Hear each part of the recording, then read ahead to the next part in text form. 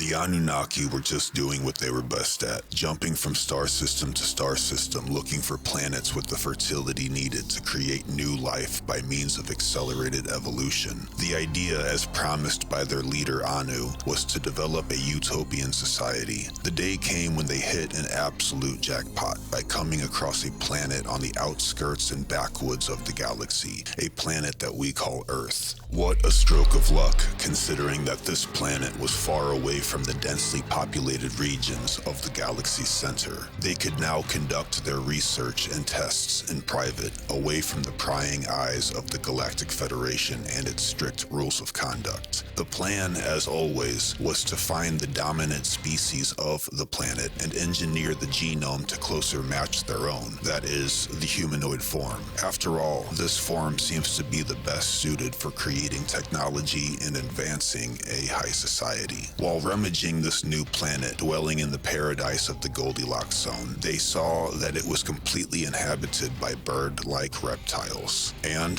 they got to work. After finding the species that held the position of the top of the food chain, they began to augment the DNA in laboratories and created a creature of intelligence, foresight, and of course, humanoid form. Despite having absolute success in this tampering, a gigantic problem occurred that was familiar to the blood workers of the Anunnaki. The beings that they created, despite being of great intelligence, were extremely violent and rebellious. This mishap came from a misunderstanding. You see, on a planet of such high density, to be at the top of the food chain, one must be a predator. So no matter how advanced they made these new creatures, they would always violently lash out against their creators. This, of course, is no way to create a utopian society. Attempts to undo their work in order to save themselves from their own violent creation became futile. This new creature was cunning, manipulative, and disgustingly bloodthirsty. The power of these new reptilian humanoids could not be battled against. Anu was left with one option to rid themselves of this mistake, to destroy the entire planet instead. And so be it. Anu said, "Fuck it, throw a giant rock at that bitch and destroy everything in its wake," declaring proudly, "We will just come back in 26 million years and see what we can find then." This promise was kept, and upon their return, Anu and his goons were delighted to find that an entirely new kind of life had emerged. These rodents had formed a new type of brain, above but in addition to the violent reptilian brain of their last failed experiment. This new part of the brain held not only potential in intelligence, but had the gift of love. This new mammalian brain was capable of compassion and docility, a perfect recipe for a utopian society. So, round two, baby, they got to work. And what a success it was. This new creature called Adamu was calm, creative, and cooperative. So they decided to engage the divine spark of consciousness into the DNA of man, and learning from their prior mistakes, shut off portions of the DNA that could potentially bring these beings to full divine sentience. This programmed inhibition of the new child creatures seemed to bother particular genetic engineers of the Anunnaki, one of which, Enki, the head scientist, did not find this to be fair. Nevertheless, these concerns were ignored as Anu himself went down and told the new humans to abstain from eating of the tree of cubensis that has inhabited the planet since before time recorded, knowing damn well that this ancient ancestor of the planet could propel the children into fully awakened states and thus capable of rebellion.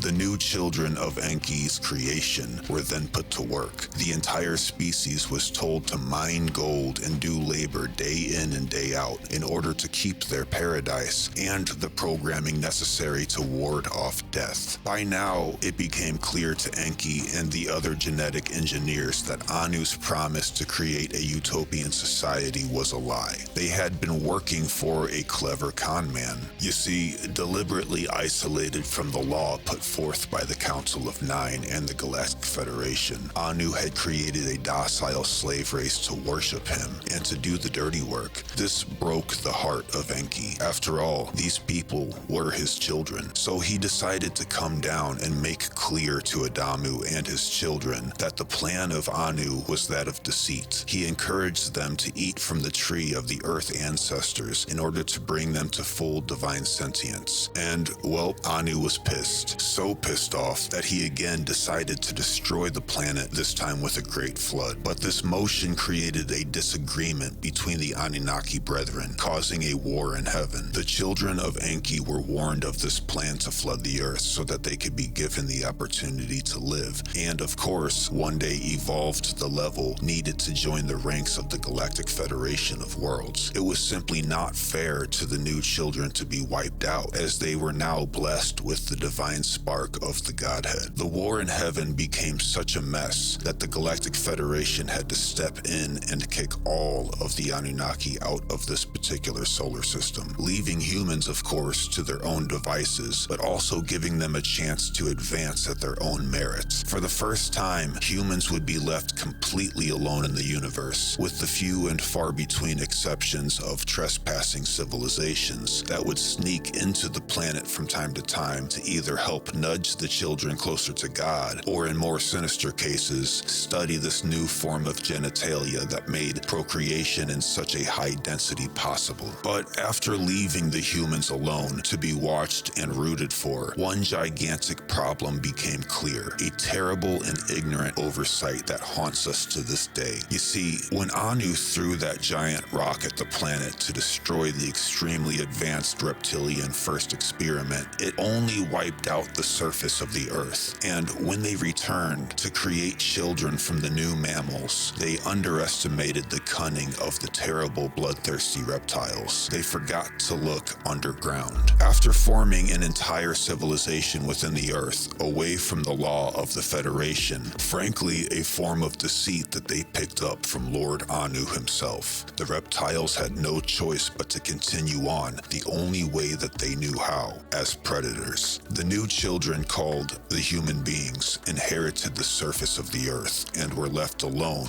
but unfortunately and devastatingly so, not completely alone, because the reptiles that were illegally created before them found the new mammals to be the perfect prey, food, and their cunning was so sharp they could do so in the shadows undetected. And once it was clear that man had the spark of divinity and emotion, the vengeance of these reptiles went from just bloodthirst to also feeding off the extreme suffering of mankind. After all, what better a way to get back at the so-called gods that abandoned them than to torture the children of these ignorant creators? Their dark spiritual techniques and technology enabled them to change form and manipulate the minds of the naive children of God. They became demons of the most dangerous and powerful kind possible. The human children of Adam were left alone in hell, ironically on a planet of stunning beauty, giving birth to the longest running branch of mythology in history. This is the story of the humanoid anthropomorphic reptiles, and the entire thing you just heard is completely parabolic.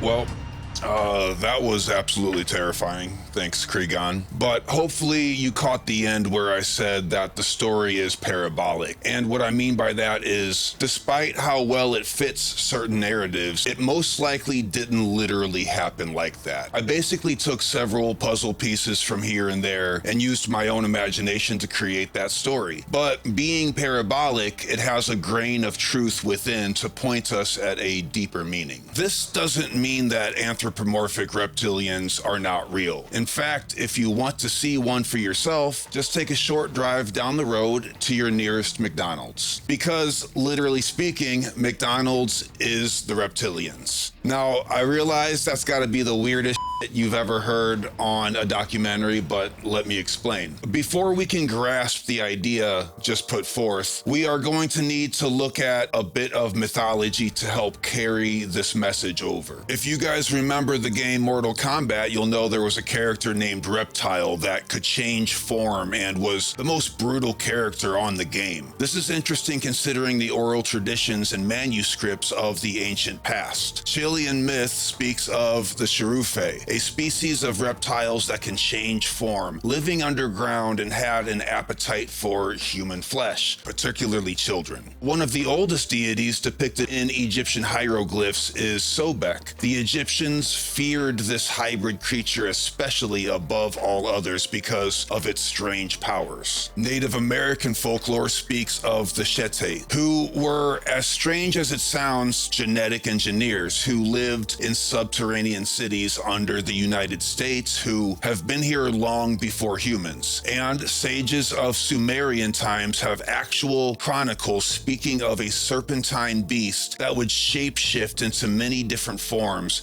and give off the look of a kaleidoscope when changing. It was said that he is the lord of the tree of life and the guardian of Anu. Strangely enough, his name means sky father, despite being said to live also underground. And this is an oxymoron that we should remember coming up here later in the video. Of course, you've heard me speak of the Nagas. These are of Hindu mythology and are said to be forked-tongued humanoids. It was said that they also lived in the netherworld and held beneath the earth the secret to immortality through changing form. And if you are familiar with my video, Gateways of the CIA, Robert Monroe himself and many of his volunteer patients reported coming into contact with these very creatures down to the very last detail, even the thirst for the suffering of children, and the idea of them being here for far longer than us lovely mammals. We got a lovely mammal right here, don't we? These people in the study were not aware of the mythologies that I just ranted about above. And this list could go on depicting more and more archetypes of this particular mythology. Of course, you would know all of this had you seen my video entitled Hypersentient Cryptids, but no, you missed that one, didn't you? You done skipped right over it. And look at us now, here, just still getting along great and loving each other because we're all adults. But like we said a moment ago, this archetype is embedded in our psyche with striking permanence. Even today, considering Reptile in Mortal Kombat, who had a thirst for human flesh. That son of a bitch ate heads and could shapeshift into any other character within the game, including turning invisible. Rad. And I mean, hell, there's even a shape-shifting reptilian dude in Spider-Man. We really can't seem to shake this archetype from our history. But what does it all mean? Is it literal or is it an archetype? Let's take a look at the main traits of every single one of these mythologies. These nasty pups always thirst for the blood or harm of children. They can change form at will in order to deceive their prey. They are clever tricksters, so to speak, that is, creating suffering in order to benefit themselves. They are said to live in the underworld or underground despite being etheric creatures, and most importantly, seem to share a hive mind mentality, like an egregious sentience that takes on a life of its own and spreads like a cancer. So now let's take a look at some egregores of our society that we have created ourselves, like super corporations, insurance companies, mega churches, and other deceptive hive mind machines based on greed. One of the biggest, of course, being McDonald's. So to make our comparisons, let's start with category number one, being children. McDonald's quite literally preys on the suffering of children by luring them in with toys and fun characters of differing forms. They then poison the kids with addictive chemicals in the food to ensure the craving and return of these young peoples. And second was the changing of form. This sales tactic by McDonald's has been adopted by many other greed-based corporate entities that transform their image to keep their deceitful ways disguised from the public eye. Like Monsanto just became Bayer, for example. In the third listed above, we have the trickster archetype, creating the problem and selling the solution. Kind of like all governments, really. But in the case of McDonald's, they can create health problems in human beings at an early age by targeting children to ensure that the medical industry has a fresh batch of cattle to profit from for many generations to come. And up next, the living in the underworld and being around far longer than humans have is the tough one. That actually became quite obvious once I broke down the structure of our human brains as laid out by the Egyptians in personification. You see, very much like the dinosaur example in the intro of this video, the reptilian brain was the first brain that we know of to inhabit Earth, that is, besides mushrooms. But nevertheless, it's far older than the mammalian brain that we have in our prefrontal cortex. The mammalian brain is responsible for love and compassion amongst other activities, whereas the reptilian brain is not capable of those same feelings. But you bet your ass we are not at all free from the reptilian brain. We call it the amygdala, and it is responsible for our fear-based fight or flight system that is aimed strictly at survival of the fittest, hence greed. We simply developed the mammalian brain later to go with our amygdala, which is in the back, for the betterment of our species. So as you might be imagining right now, there are still many of us who seem to work from that portion of the brain more than the prefrontal cortex that we call the mammalian brain. So the underground netherworld part, well, guess where these separate parts reside inside of our skulls? The prefrontal cortex responsible for love resides at the top, and the amygdala, our ancient reptilian sidekick left over from before our unexplainable upgrades, resides at the bottom of the skull, in the back, hence living in the underworld, and is greatly feared for its power over us in panicked or greed-based situations. This is obviously the portion of the brain that would be necessary for human beings to poison children in order to gain profit. Last but not least, let's look at the egregious hive mind mentality of these mythological reptilians that has a life of its own, therefore spreading and feeding. McDonald's is alive by its own merit, and egregore by every definition. Try to find a single person responsible for what McDonald's is. Is it the guy flipping the burgers? No. Is it the guy who created the logo? Again, not so much. Is it the person who owns that particular branch? Absolutely not. Is it the line of ignorant, half-witted, bloated sacks of tainted flesh waiting 40 minutes to stuff their face with cow feces? Well, closer, but still no cigar. You see, no single person is what McDonald's is. It was created by us, but then took on a life of its own, finding and hiring people to find ways to profit as much as possible by cutting corners in food quality and finding the exact legal amount of addictive chemicals to keep the sicklings coming back for more, feasting on the ignorant and thus spreading like a cancer with a literal hive mind. We are its father. But now it is off and running out of control, just like was metaphorically said to happen to Anu after he realized his genetically engineered mistake. We cannot any longer stop McDonald's from spreading worldwide any more than we can stop the greedy corporations and insurance companies that create the problems and sell the solutions. I mean, we would literally have to chuck a giant asteroid at the entire Earth at this point to get rid of this disease that we call McDonald's. And just like we do when attempting to kill any other kind of literal cancer, we have to also simultaneously destroy the human that the parasite resides in. Well, we don't have to do that anymore, but we still do. And for exactly the same reasons mentioned above, for greed, monetary gain from suffering. The exact matching archetype of the mythology of the anthropomorphic reptilian humanoid. we have no choice but to face one of the most uncomfortable concepts that can possibly be dealt with. Now, if Carl was alive today, perhaps we could get a little bit more help with being able to handle the detrimental emotions that come from the darkness of facing this part of ourselves. But he's not with us anymore. We no longer have him, Alan Watts, Joseph Campbell, or even George Carlin, all of which would be absolutely invaluable to have today in order to understand this crisis that was birthed from within us. And we are alone now. But just like the first humans mentioned in the entry of this video, we are not completely alone, because this beast that we call the Reptilian is waiting for us right around the corner. But we do have each other, and we also have the gift of mythology to help guide us. If we could ask Joseph Campbell today what to do about this, he would be clear.